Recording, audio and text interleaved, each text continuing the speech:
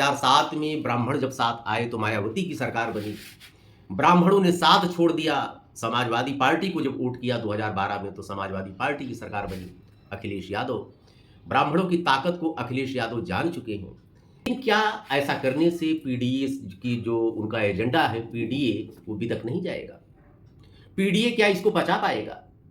नमस्कार मित्रों, अयोध्या दर्पण में आपका स्वागत है। इस समय सीमा पर तनाव चल रहा है। हमारे देश के जवान बहादुरी का परिचय दे रहे हैं, लेकिन उस सब के बीच उत्तर प्रदेश में राजनीति भी अपनी चरम पर है। क्योंकि 2027 का चुनाव अभी तो 1.5 से 2 वर्ष के बीच में है। 1.5 वर्ष तो मान ही सकते हैं, लेकिन राजनीतिक पार्टियों ने अपना गुड़ा गणित लगाना शुरू कर दिया है। इसी क्रम में समाजवादी पार्टी जो 2027 से सत्ता से दूर है, वो तड़फड़ा रही है। इधर इन्होंने एक एजेंडा अपना सेट किया, पीडीए, लाभ भी मिला। 2024 के लोकसभा चुनाव में अप्रत्याशित सफलता पाई समाजवादी पार्टी, जो कि कभी मुलायम सिंह यादव ने भी ऐसी सफलता नहीं पाई थी। लेकिन अब समाजवादी पार्टी अपने पीडीए प्लस के फार्मूले पर बढ़ रही है। उसको पता है कि केवल पीडीए से ही काम नहीं चलेगा। वैसे भी समाजवादी पार्टी के ऊपर 2 ही वोट बैंक का टैग लगता है, एक यादव दूसरे मुस्लिम। हालांकि पीडीए का बेनिफिट मिला। अति पिछड़ी जातियों ने जिस तरह से सपा के पक्ष में मतदान किया 2024 में, 37 सीटें प्लस 6 सीटें कांग्रेस, 43 सीटें को जीतने में उसने सफलता प्राप्त की। उसी फार्मूले पे आगे बढ़ रही थी, लेकिन उसको लग रहा है कि इतने से ही काम नहीं चलेगा, ब्राह्मणों को जोड़ा जाए। और वर्तमान परिप्रेक्ष्य में कुछ घटनाएं भी इस तरह से घटित हुई कि समाजवादी पार्टी को मौका मिल गया। अभी 2 दिन पूर्व प्रेस कॉन्फ्रेंस किया अखिलेश यादव ने। पूरे प्रदेश के जितने ब्राह्मण नेता थे इकट्ठा हुए। समाजवादी पार्टी के जो ब्राह्मण नेता, हालांकि जो ब्राह्मण नेता हैं समाजवादी पार्टी में, उनका बहुत बड़ा जनाधार नहीं है। कुछ तो ऐसे हैं कि जो अपना बूथ भी नहीं जिता सकते। एक अयोध्या के पवन पांडे को छोड़ दिया जाए, जिनका कि अपना जनाधार है, 90,000 वोट अब की बार पाए थे 2022 में। उनके अलावा इतना अच्छा लड़ने वाला सपा से कोई नहीं मिलता, क्योंकि ये धार्मिक नगरी है अयोध्या।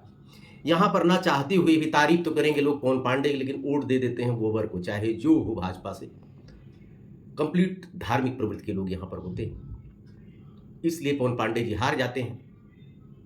लेकिन अब की बार जैसा लड़े हो, 90,000 वोट लगभग पाए, तो ऐसा लगता है कि भविष्य में इनके लिए भविष्य अच्छा है। अब आते हैं मुद्दे पर। अभी पर 2 दिन पूर्व सपा ने प्रबुद्ध वर्ग सम्मेलन किया। सम्मेलन ऐसा नहीं है कि आज से नहीं होता आ रहा है, यही सम्मेलन कुछ दिन पूर्व बसपा करती थी प्रबुद्ध वर्ग में। प्रबुद्ध वर्ग केवल ब्राह्मण, और सपा ने भी प्रबुद्ध वर्ग से मतलब केवल ब्राह्मण। इसका हालांकि बड़ा सोशल मीडिया पे बड़ा विरोध चल रहा है।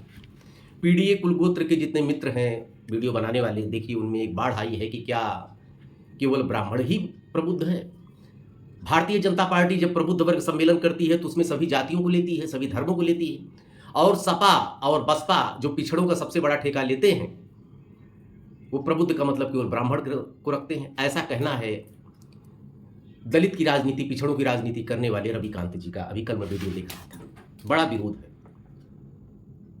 हालांकि सपा अपने पीडीए प्लस के एजेंडे पर आगे बढ़ रही है। अभी ब्राह्मण सम्मेलन किए, जिसमें पूरे प्रदेश के सारे ब्राह्मणों का जमावड़ा हुआ। अखिलेश यादव ने नारा भी उसमें दिया कि हाथा नहीं भाता, और जो तिलक लगाता है वह भी नहीं भाता। उनके भाषण में यही था। उसमें ऐसे ब्राह्मण जुटे जिनकी कस्टोडियल डेथ हुई थी, जो शासन द्वारा प्रताड़ित किए गए हैं, परेशान किए गए हैं। हरिशंकर तिवारी जो ब्राह्मण नेता कहे जाते थे, गोरखपुर के हाथा, जिसकी मठ की लड़ाई आज की नहीं पुरानी है। मठ और हाथा की लड़ाई मतलब ब्राह्मणों और राजपूतों की लड़ाई। गोरखपुर में उनका परिवार था। और एक नई चीज निकल के आई। अभी पीडीए में पिछड़ा, दलित और अल्पसंख्यक ही माना जाता था, लेकिन अखिलेश यादव ने मंच से घोषणा की कि पीडी जो है वो ब्राह्मण है। पीडी शार्ट फॉर्म में जो ब्राह्मण लिखा जाता है, इसका मतलब पीडीए में ब्राह्मण भी समाहित है, उनका ऐसा कहना था। मित्रों, क्यों न हो, 12 से 14% लगभग आबादी हमारे प्रदेश में ब्राह्मणों की है। कहते तो 16 से 18 हैं, कुछ लोग 14 से 16 कहते हैं, लेकिन जो सत्य है 12 से 14% कम नहीं होता है। 1.5% वोट प्रदेश में सत्ता पलट देता है, 70 सीटों का अंतर आ जाता है। जो 27 पा जाता है वो सत्ता से महरूम हो जाता है, और 28.5 जो पाता है वो सत्ता में आ जाता है। मैंने कई बार दृष्टांत ऐसे देखे। वर्तमान संदर्भ में कुछ मसाला भी मिल गया समाजवादी पार्टी को। जैसे भी राजधानी में भगवान परशुराम की शोभा यात्रा निकली थी कुछ दिन पहले, परशुराम की जयंती पर, जिसमें मुख्य अतिथि के रूप में ब्रजेश पाठक को बुलाया भी गया था। ब्रजेश पाठक जी गए भी थे, भाषण भी उन्होंने दिया, लेकिन उसके बाद भगवान परशुराम की शोभा यात्रा को रोक दिया गया। पुलिस से गुत्थम गुत्था हुई। ब्राह्मण सभा के अध्यक्ष का बयान आया कि जहां आगरा में करणी सेना ने तलवार लहराया, इतनी संख्या में लोग इकट्ठे हुए, उनको अनुमति दी जाती है क्षत्रिय होने के नाते, क्षत्रिय का टैग लगा करणी सेना पर, वहीं ब्राह्मण एक शांतिपूर्वक शोभा यात्रा अपनी निकालना चाह रहे थे, उनको रोक दिया गया। आखिर क्यों? यह भी मुद्दा उठा। उसके बाद एक मुद्दा जो विशेष रूप से उठाया गया कि परशुराम जयंती पर अवकाश जो घोषित किया था मुलायम सिंह यादव ने, माता प्रसाद पांडे जी ने भी कहा उसमें कि हम लोगों ने बरेली गए थे, नेताजी उनसे निवेदन किया था कि परशुराम जयंती पर छुट्टी घोषित की जाए। तो जो समाजवादी सरकार ने छुट्टी घोषित की थी परशुराम जयंती पर, उसको योगी सरकार ने रद्द कर दिया। यह भी मुद्दा उठना स्वाभाविक है। पवन पांडे जी ने मंच संभाला, फर्जी एनकाउंटर का मुद्दा उठाया। उसके बाद ब्राह्मणों पर जो प्रताड़ित किए जा रहे हैं, फर्जी मुकदमे लादे जा रहे हैं, और बहुत ढेर सारे ब्राह्मण नेता, उनमें प्रतिपक्ष के माता प्रसाद पांडे जी, हरिशंकर तिवारी के बड़े बेटे भीष्म शंकर तिवारी, जिनको कुशल तिवारी भी कहा जाता है, अभिषेक मिश्रा, और हरिशंकर तिवारी के भांजे गणेश शंकर पांडे, पूजा शुक्ला, संतोष पांडे, ओम प्रकाश मिश्रा, महेंद्र मिश्रा जैसे नेता उसमें शामिल रहे। जबकि इसमें हरिशंकर तिवारी को और पवन पांडे जी को छोड़ दिया जाए तो कोई बड़ा ब्राह्मण जनाधार वाला नेता वर्तमान में सपा के पास नेताओं का अकाल है। मनोज पांडे जी थे, वो सपा छोड़, मतलब वो क्रॉस वोटिंग के चलते वो सपा में इस समय नहीं है, प्रतीक स्वरूप में ही खाली जुड़े हैं। इसमें एक बस्ती में एक मर्डर हुआ था, मर्डर कह सकते हैं। पुलिस की कस्टडी में आदर्श उपाध्याय लड़के के माता पिता को पवन पांडे जी ने पेश किया और बताया कि देखिए पुलिस कस्टडी में किस तरह से निर्ममता पूर्वक एक ब्राह्मण की हत्या कर दी गई।